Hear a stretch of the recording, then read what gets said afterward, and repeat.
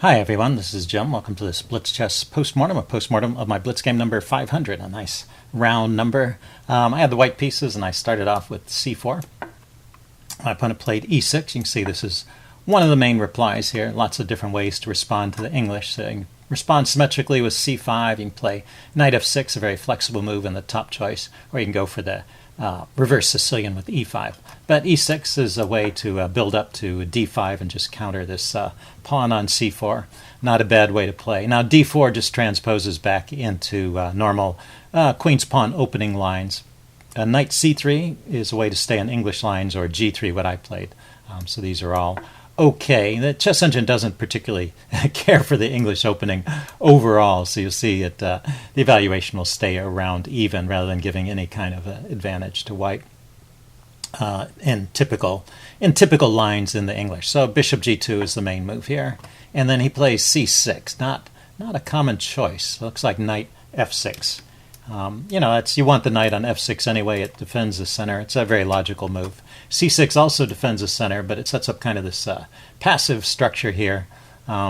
This bishop is going to have a hard time getting into the game, the light squared bishop. So maybe not the best way to play, but you see the evaluation is still around even. And then I play b3, which keeps things about the same. So we're out of the opening book at this point. And one thing that was funny about this game was my opponent was still slamming out these moves like this was the most ordinary position in the world, when in fact this is not a position that's ever been seen at top-level chess, most likely. Positions like it have been seen, but not this exact position. So it's a bit of a mistake to keep moving so quickly. And in fact, he misses an opportunity on the next move. Let's see. If I, it's on move 5. So if I play the move I played, d3, there's a tactic there. I don't want to put the move on the board just yet because that will the chess engine will give the answer away. But imagine that I played d3 here, which I did in the game. Try and find the tactic for black. Go ahead and pause the video and see if you can spot it. Okay, I'm going to give the answer away. I did play d3. Just shoring up my pawn here, and he has this great move, queen d4. And I missed it. Fortunately for me, my opponent was still slamming moves out, and he missed it too. But there's no way to defend that rook in the corner. What's the engine saying? The engine is saying I can play knight c3 and give up a knight instead of a rook. But wow, that would be a quick game, even quicker than this one. So my opponent was just slamming out moves here and played bishop b4 check automatically. But let's back up. Since d3 was a blunder, what is my move here? I mean, the engine likes white all of a sudden after this queen b6 move. My intended move was bishop b7, and I realized he could just take here. So bishop b2. Let's put that on the board. And he takes. I guess this is a playable gambit line. I just developed the knight. He can keep taking if he wants to hold on to the pawn. Yeah, black is a pawn up, but white is doing okay here. So bishop b2 could have been played here. What else could I have played? The engine likes knight c3. Now that's a very logical move. Knight c3 is a move you want to play anyway in the English.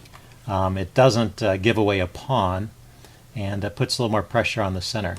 Yeah, so it's a little bit tricky to sort out the options. The two moves I thought about, d3 and bishop b2, were both had drawbacks. I didn't spot the drawback to that one, but anyway, knight c3 is a way of developing normally and avoiding those drawbacks. Okay, so I played d3, and he ignored his opportunity to win the game, slammed out this bishop b4 check. So I block with the bishop. And I've got a significant edge through this part of the game. He goes knight f6. I go knight c3. Yeah, these are all okay moves, keeping some edge. And he takes. Taking maybe not so great. I take back with the b pawn.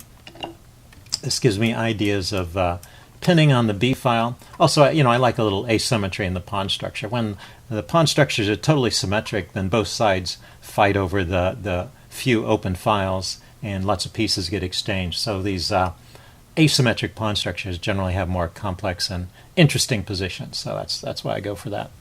Let's see. He goes queen a5 here. He probably should have just dropped back to c7. That's the chess engine recommendation, queen c7. But he went here, putting more pressure on my knight. I need to defend it. I played queen c2, keeping an edge, and he castled. I go knight f3, just normal development. Everything's stable here on the queen side. I'm just going to castle when I get the chance. He went rook to d8, developing another piece, putting it on a half-open file. But he is neglecting his queen side development a bit. I'm really far ahead in development in this position, and let's see, I just castle. But you can see the evaluation is I have almost a pawn advantage, just strictly due to this better development, I think. He went knight a6 here, so he's finally getting his queenside pieces out, and this is a mistake, right? I can play a3 here and chase his bishop back, and then I'll get a tempo on his queen. So what should he play here instead of knight a6? Queen to a6, just dropping the queen back, getting out of trouble with the queen. Queen to c5, rook to e8. That's kind of a funny move. The rook you just moved, go back to e8. Yeah, it's difficult to find a good move for black here. All of them leave white with an edge, but this is not the best of his choices. I went ahead and played a3, kicking the bishop. Bishop dropped back to e7. Okay, that's one of the plausible alternatives. It's got to go somewhere. And then I naturally play knight d5 to try and take advantage of this pin.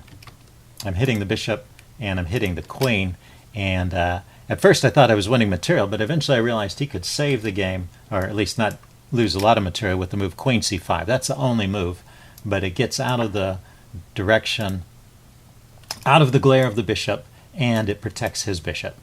So let's put that out. Put that arrow in red so it's clear. Yeah, so I've chased his queen away, but his queen has a square on c5 where he's defending the bishop. Let's see, what's my move here? Maybe d4 chasing the queen, queen d6, and knight takes e7 check. So just gaining space here. Okay, this kind of sequence. Queen has to stay in touch with the bishop, then finally training it off. That's his good bishop, by the way, so he's left with a bad bishop, and I have a dominating control of the center here, and quite a good edge. This knight's not going anywhere either. It's on the side of the board. So a strong advantage, but the material is actually even, and he could have played on from here.